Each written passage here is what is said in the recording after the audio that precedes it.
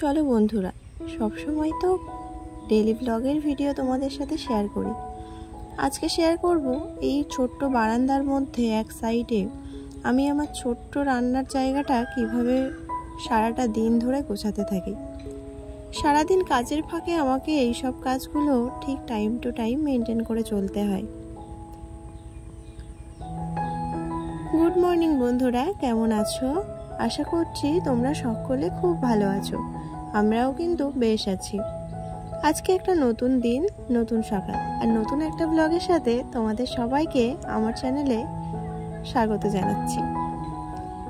সকালবেলা কিছু কাজ করার আগে বাড়িতে যদি ছোট ছোট বাচ্চারা থাকে তাহলে সবথেকে আগে যে কাজটা করা সেটা হচ্ছে বাচ্চাদের সবসময় পেটটা ভরা রাখা। পেটটা ভরা রাখলে ওরা দিব্যি খেলতেও পারবে আর তোমার কাজটাও খুব সহজ হবে। তো সেই টিপসটাই আমি ফলো করি। দেখো, ছোটুকে খাবার দিয়ে দিলাম, ওকে স্নান করিয়ে দিয়েছি, দিয়ে ওর ঠাকুমার কাছে খাবার দিয়ে আসলাম আর ওকে জুতো পরিয়েও দিয়ে আসলাম যাতে ধুলো ময়লাটা একটু কম ঘাটে। আর যেহেতু আমাদের এখানে বাগান, কখন কি কাটা বা কিছু পায়ে ফুটে যায়, আর বাচ্চাদের পায়ে যদি কিছু ফোটে তাহলে বের করতে গেলে খুবই মুশকিলে পড়তে হয়। তাই জন্য সবসময় আমি ওকে জুতো পরিয়ে রাখার চেষ্টা করি। তো যাই হোক বন্ধুরা, ওকে দিয়ে এসছি ওর ঠাকুমার কাছে, বাইরে বসে বসে খাবার খাচ্ছে। আর এদিকে দেখো, যেহেতু এই সবে এই জায়গাটায় রান্নার জন্য শিফট হয়েছি, তো তাই নতুন নতুন মত বদলাচ্ছে। এই সানসেটটার উপরে তোমরা আগের ভ্লগে হয়তো দেখেছো অনেক কিছু জিনিসপত্র ছিল, সেগুলো বাবা সরিয়ে দিয়েছে। তাই ভাবলাম যে এই যে মিট কেসটা আছে বা বাক্স যাই বলো না কেন, গ্যাস রাখার যে টেবিলটা, এর তলায় না আমি দরকারি অদরকারি সব জিনিসগুলোই ঢুকিয়ে রেখেছিলাম। কি করব বলো, রাখার জায়গা তো ছিল না। আর যেহেতু এখান থেকে ওখান থেকে সেখানে নাড়াচাড়া হচ্ছে, ওই জন্য আমি এইভাবেই রেখেছিলাম। তো আজকে ভাবলাম যে সেই তো সানসেটের উপরটা খালি পড়ে আছে, তাই যেগুলো আমার দরকার খুব সেইগুলোই আমি এখানে রাখবো, আর যেগুলো আমার দরকার নেই সেগুলো আমি সানসেটের উপর তুলে রাখবো। তো দেখো, এতগুলো জিনিস আমার এই মিট কেসের ভিতরে ছিল।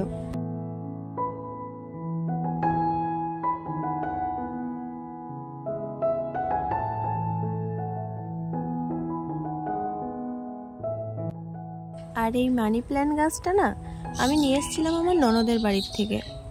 তো এনেছিলাম, একটা মাত্র ডাল হয়েছিল, সেই রকম গাছ এনেছিলাম ছোট্ট মতো, ওটা লাগিয়ে রেখেছিলাম। তো এই ঘরের কাজের ফাঁকে একদমই ওই গাছটা যত্ন নিতে পারছিলাম না, তাই যেন মরে মরে যাচ্ছিল। এই কদিনে গাছটাতে বেশ 4-5টা ডাল হয়েছে, তাই ওই গাছটা তুলে নিয়ে এখন এই বোতলে এক টুকরো দিয়ে রেখেছি।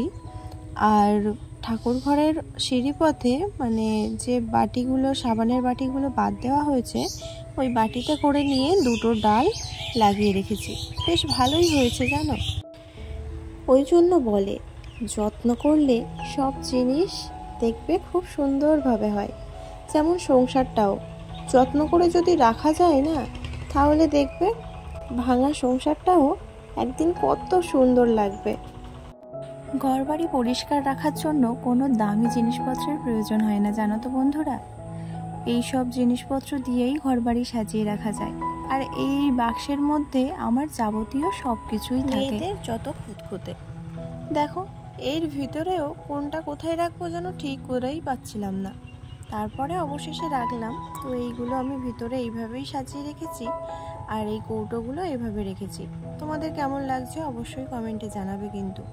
আর এদিকে দেখো, এই বাড়তি বোতলগুলো নিয়ে এখন পরিষ্কার করে আর একটা বস্তায় করে রেখে দেব। আবার যখন লাগবে সেই সময় বোতলগুলো কাজে লাগানো যাবে, তাই না বলো? তো দেখো, এই উপর থেকে নিচ পর্যন্ত পুরো ইঁদুরের বাথরুম ভর্তি। কেন বলো তো ভর্তি? সানসেটের উপরে না ভীষণ ইঁদুরে পটি করে রেখেছিল, তো সেইগুলোই পরিষ্কার করছিলাম এখন। আর সানসেটের উপর থেকে যখন ফেলেছিলাম তখন এইখানেও পড়েছিল, ওই জন্য আবার নতুন করে সব কিছু পরিষ্কার করা লাগছে। আর এটা না আমার একটা কাঠের আলনা ভাঙার টুকরো, জানো তো, যেখানটায় আমি এইসব বাসন টাসন রাখছি। তো এই টুকরোটা দেখছি ভালো আছে, বেশ শক্তপোক্ত, ওই জন্য ভাবলাম যেটা ফেলে দিয়ে লাভ নেই, আর তার উপরে একটা বিছানার চাদর দিয়ে দিয়েছি ছোট্ট একটা টুকরো মতো। আর এই যে পাথরের টুকরোগুলো দেখছো, এগুলো আমার কাজে বেঁচে গেছিলো, তাই সেইগুলো ফেলে না দিয়ে ওইভাবে সাজিয়ে সাজিয়ে রেখেছি। আমার ময়লাটাও কম হয়, আর ময়লা হলেও পরিষ্কার করতে সুবিধা হয়। আর দেখো এখানটায় কত নোংরা পড়ে আছে। আর ছোট ঘুমও পেয়ে গেছে, বুঝলে তো। ও খেয়ে দিয়ে অনেকক্ষণ ঘরে চলে এসছে, তোর ঘুম পেয়ে গেছিলো। ওকে ঘুম পাড়িয়ে দিয়ে তারপরে এই রান্না বান্না করলাম আর খাওয়া দাওয়াও করলাম। এখন প্রায় 3:30 4টে এরকম বাজে। আর আজকে অয়ন ভীষণ কান্নাকাটি করছিল যে ফ্রাইড রাইস খাবে, আর ঘরে না কিচ্ছু নেই জানো তো। আর আজকে এমনই দিন, ওর বাবা তো বাড়িতে থাকে না, আর ওর ঠাকুর দাদা গেছে আজকে ডাক্তার দেখাতে। কেউ নেই বলো, আর আমাকেই যেতে হবে। আর এত কাজের মধ্যে আমি একদম সময় পাচ্ছি না যে দোকানে গিয়ে একটু মাংস নিয়ে আসবো। তাই জন্য ওর জেঠু বাড়িতে আসছিল মানে কাজের থেকে, তাই ওনাকে বললাম যে একটু মাংস এনে দিতে। তাই মাংস নিয়ে এসছে কটায় জানো? তখন বাজে দুপুর 1:30। এবার ছেলে তো সকালবেলাও কিছু খায়নি, কি করব। তাই ওই 1:30টার সময় মাংস নিয়ে আসলো, ওই সময়ই রান্না বান্না করলাম, তারপরে খাওয়া দাওয়া হলো। এখনও ছোট ঘুমাচ্ছে বুঝলে, তাই জন্য আমি এই বিকালের যে কাজগুলো ওইগুলো করে নিচ্ছি।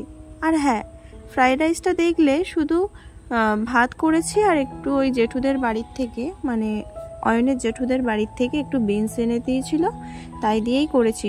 গাজর টাজর কিচ্ছু পড়েনি ওতে, তাও কিন্তু ভালোই খেতে হয়েছিল বুঝলে তো। অনেকদিন পর যদি একটা মনের মতো কিছু করতে চাই না, বেশ কিছু না দিলেও দেখছি ভালো লাগে। তো যাই হোক, এই দেখো এখানে কটা ফুলের চারা বেরিয়েছে, মানে মুরগির জন্য তো থাকে না, আর তার উপর যদিও বা দুটো একটা বেঁচে আছে, তো এই রকম কি ব্যাঙের ছাতা না কি সব বলে, এই সব উঠে একদম গাছগুলো মরে যাচ্ছে। আর দেখো কতটা তুলেছি, এই জায়গাটা পুরো ভর্তি ছিল। তো বন্ধুরা, আমার বিকালের কিন্তু সমস্ত কাজকর্ম শেষ হয়ে গেছে। আর যে জামা কাপড়গুলো তুলে নিয়ে এসেছিলাম, সেই জামা কাপড়গুলো গুছিয়ে রাখছি। আর বিকালে ছোটুর তো একটু মানে ক্লিনিং থাকে, ওকে হাত পা ধুইয়ে নিয়ে এসে আর জামা পরিয়ে দিচ্ছি। মানে যে জামাটা ও সকাল থেকে পরে থাকে, সেই জামাটা না সন্ধেবেলা ছাড়িয়ে দিই। কেন বলো তো, ধরো সারাদিন ও স্নান টান করার পরে বিকেলবেলা একটু খেলাধুলা করে, আর যেহেতু ঘরের মধ্যে তো থাকেই না, বাইরে খেলাধুলা করে, ওই জন্য অনেক মানে ঘাম হয়, তারপরে একটু ধুলোবালিও লাগে। আর যেহেতু এখন গরমও পড়ে গেছে, সেই জন্য আমি জামাটা সন্ধেবেলা করে ছাড়িয়ে দিই। মানে দুই ছেলেরই ওই একই, সন্ধেবেলা জামাটা পাল্টে নতুন একটা জামা পরিয়ে দিই, তারপরে ওটা আবার সকালবেলা চেঞ্জ করে দিই, এইরকম। আর তোমাদের সাথে কথা বলতে বলতে দেখো আমার জিনিসপত্র কিন্তু গোছানো হয়ে গেছে। আর আমি মানে এই কাঠের আলমারিটাই এইভাবেই কিন্তু জিনিসপত্র মানে রেগুলারের যে জিনিসপত্রগুলো আছে না, এগুলো গুছিয়ে রাখি, দুই ছেলের, আমার, ওর বাবার, সবাই।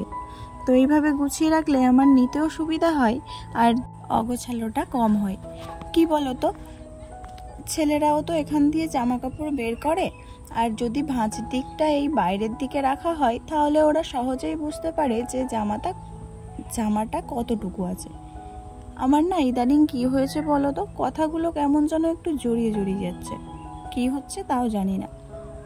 তো চলো এখন ছোটুকে একটুখানি টিপ পরিয়ে দেব, আর ও একটু টিপ পরতে খুবই ভালোবাসে। আর ওর হাতে দেখো পুরো ফাঁকা, ও চুড়ি বা বালা বা ব্রেসলেট কোনো কিছুই ওর ভালো লাগে না। ও ছোটবেলার থেকে জানো, ওর হাতে যদি আমি চুড়ি দিয়েছি তো ফেলে দেয় সঙ্গে সঙ্গে, যার যেটা পছন্দ। এখন ছোট ছোট বাচ্চাদেরও পছন্দ আছে, আগে আমাদের যা পরিয়ে দিত তাই পরেই থাকতাম, তাই না বলো? আর কি হবে, জেনারেশন চেঞ্জ হচ্ছে।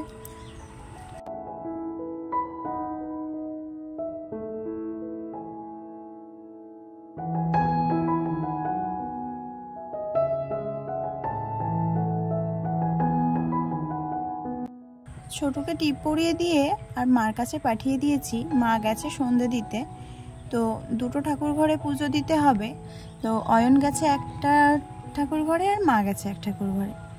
তো ছোটুকে ওখানেই পাঠিয়ে দিয়েছি, আর দিয়ে আমি ঘরটা ঝাঁট দিয়ে নিলাম। আর ঘরটা ঝাঁট দিয়ে না নোংরাটা আর বাইরে ফেলিনি, কেননা সন্ধ্যের পরে যদি ঘর বারান্দা ঝাড় দেওয়া হয় তাহলে নোংরা বাইরে ফেলতে নেই, এটা আমি শুনেছি। ওই জন্য ফেলি না, ওটা ঘরের একটা কোণায় জমা করে রেখে দিয়েছি, কালকে ফেলে দেব। আর দেখো দুপুরবেলা অনেকগুলো না বাসন পড়েছিল, তাই সেগুলো মেজে উপর দিয়ে রেখেছিলাম, তো এখন জায়গা মতো রেখে দিচ্ছি। যখনের কাজ তখন করে রাখলে অনেকটা যেন সময়টাও বাঁচে, আর নিজের জন্য হোক বা বাচ্চাদের জন্য হোক সময়টাও পাওয়া যায়। আর অয়নের নাই শনিবার থেকে পরীক্ষা, ওকে নিয়েও তো বসতে হবে, তাই জন্য সকাল সকাল কাজগুলো সেরে নিলাম। আর দেখলে তো সকাল থেকে কতবার আমার রান্নাঘরটা ক্লিন করতে হলো। এইরকমই করতে হয় জানো তো সবসময়, যেহেতু অল্প জায়গায় এখান থেকে একটু নাড়াচাড়া যদি করা হয় তো এলোমেলো হয়ে যায়। আর এই বাক্স মানে এই থালাটার উপরে দেখো তেলের বোতল থেকে গ্লাস সবকিছু এর উপরে। তো এখানে আমি এমনিই রাখি, 3টে বোতল রাখি, নুনের ডিব্বা রাখি আর একটা সর্ষের তেলের বোতল রাখি। তো এগুলো আমার হাতের কাছে লাগে তাই এগুলো রাখা হয়।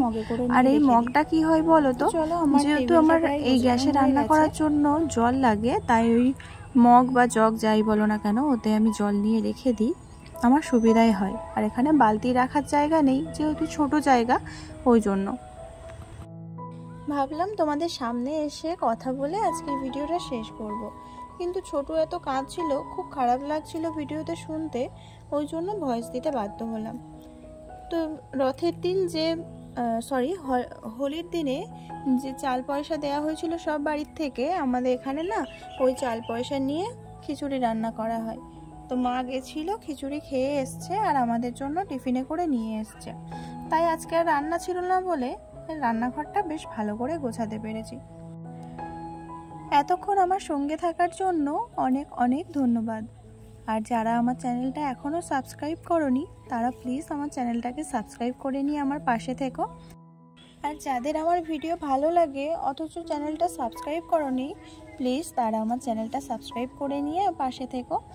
আর যারা অলরেডি আমার চ্যানেলটা সাবস্ক্রাইব করে ফেলেছো তাদেরকে অসংখ্য ধন্যবাদ। তো তোমরা এইভাবে আমার পাশে থেকো, আমাকে সাপোর্ট করো। আর হ্যাঁ, আমার ভিডিও কি তোমাদের ভালো লাগে না বলো? তাহলে একটা লাইক করে দিও আর কমেন্ট করে জানিও কেমন হয়েছে। তোমাদের কমেন্টগুলো পড়তে আমার ভীষণ ভালো লাগে। যখন দেখি 2-1টা দিদিভাই আমাকে কমেন্ট করে বলছো যে বোনু খুব ভালো হয়েছে, তখন না মনটা খুব ভালো হয়ে যায়। বলো তো, আবার হয়তো কিছুদিন পর থেকে রান্নাঘরের কাজটা শুরু হবে। তো শুরু হবে বলে যে গোছাবো না এটা তো না, বলো আমাদের মানে কাজই তো হচ্ছে একটু গুছিয়ে গাছিয়ে রাখা। তো যাই বেশি বড় করছি না, আজকের মতো আমি ভিডিওটা এখানেই শেষ করছি। যদি তোমাদের ভালো লাগে তাহলে প্লিজ লাইক কমেন্ট করে জানিও। আর এই দেখো দুটো এখনো বদমাইশি করে যাচ্ছে। আর বন্ধুদের সাথে শেয়ার করো। আর আজকের ভিডিওটা যদি এতটুকুও কিছু ভালো লাগে তাহলে লাইক করে কমেন্ট করে জানিও কেমন হয়েছে। আর এখনো পর্যন্ত যারা আমার চ্যানেলটা সাবস্ক্রাইব করোনি তারা প্লিজ সাবস্ক্রাইব করে আমার পাশে থেকো। তো আজকের মতো এখানেই শেষ করছি, টাটা।